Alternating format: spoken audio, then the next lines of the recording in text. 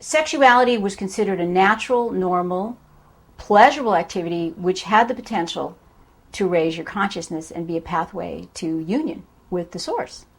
And the great marriage celebration, which we know in many, many cultures was practiced, had to do with this idea of sexuality as magic.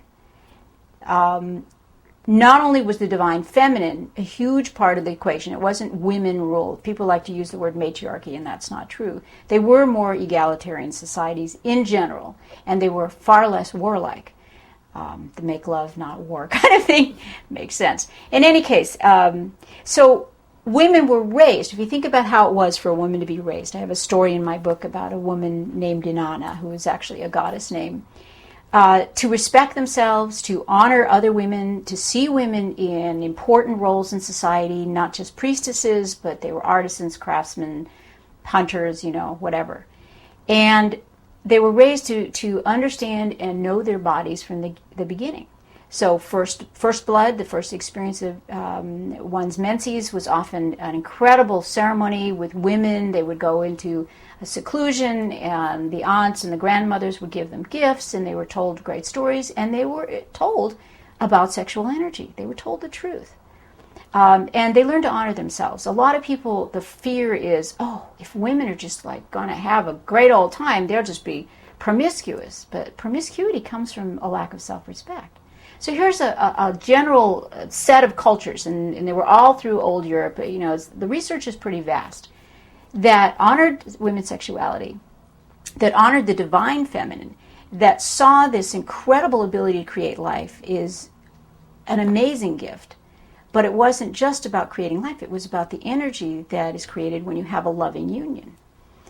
And what happened is there's a Kurgan invasion. I'm not as good a historian, but they're great historical, very well accepted now texts that explain the invasions occurred in about 600 years. And they came from a number, if you think of Attila the Hun, that's basically it. And these cultures brought a very harsh sky god concept of divinity. Up until then, the idea of the divine feminine or masculine was this all-giving, loving, knowing kind of parental, nurturing figure. So what they brought with them is this concept of herding and animal husbandry. Now, it wasn't that people didn't raise animals before, but the herding culture was very different. And they devastated these agrarian cultures that had been very peaceful. And they brought their sky gods. What happened is they began to intermingle once they conquered them. They intermingled, and there was a kind of time where there was a bit of a blending of the two. So you'd have the god, but you'd also have the goddess mating with the god to give the god his authority on earth. But essentially it was, punishment-oriented, it was control-oriented, it was very hierarchical. And what really changed, because up until then, cultures were matrilineal by and large, which means not that women ruled, but that the children were traced through the mother's family. There was never a question of who this child belonged to. There was no concept of bastards. There was none of that. And now, jealous controlling, I need to pass this on to my son, did you have sex with somebody else? And the insanity of it became great. So hymens became important. Virginity did not mean, the word virgin didn't mean anything about having a hymen or never having sex. It meant a woman unto herself, meaning she didn't have marital ties. So when this all began to shift and there was more control and possession and amassing of wealth and all that, and simultaneously you needed to pass on to your male heir, you had to figure out whether a woman had sex before. So you got these huge disparities where the daughter was his possession, and if you read the Old Testament, you'll read all of the laws about if this virgin daughter was despoiled, the father got paid a fine for despoiling his goods.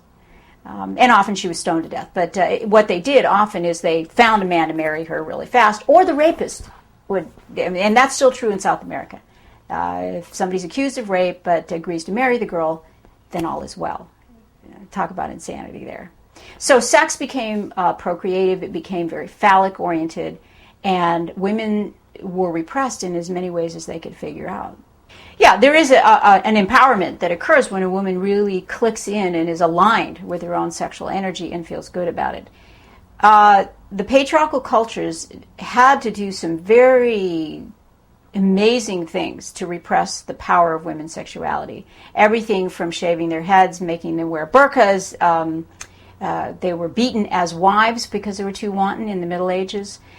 Stoning them if they became pregnant, regardless of what the male's culpability in it was. You name it. It's amazing what women maintain and retain any sexual energy at all.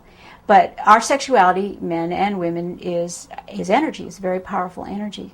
And that's why we have so much repression, is that there's a fear about what that's going to do. So, yes, the power of the feminine is the power of the creative force, obviously, and it's magnetic. And I've thought a lot about why is it that the whole thing about covering women, making them ugly, we still have cultures where they have to cover up and this and that. And one of the things that I believe is that it's so magnetic and so overpoweringly attractive to males or other females that are attracted to females that here's what I think, is that the sense of feeling weak in your patriarchal culture, you have to make wars and you have to be in charge and you can't let women have the better of you, all of those things. So this magnetic energy, this draw, this fascination that I think is nature's natural way, now becomes dangerous. And so they patriarchal cultures had done everything they can to suppress the power, to make women into these gray little sparrows instead of the incredibly beautiful birds they really are. And women were understood as actually being the most sexual of the genders. Because our capacity, and this is true, physiologically, our capacity for pleasure is greater. Longer, we have more orgasmic potential, all of those reasons. And the ancient people knew this. And so women were seen as very sexual beings. And when you look at the stories of the goddess in Native American cultures, as well as the European and Middle Eastern areas where the archaeological digs have been done, what you see is a celebration of this incredible sexual energy of women.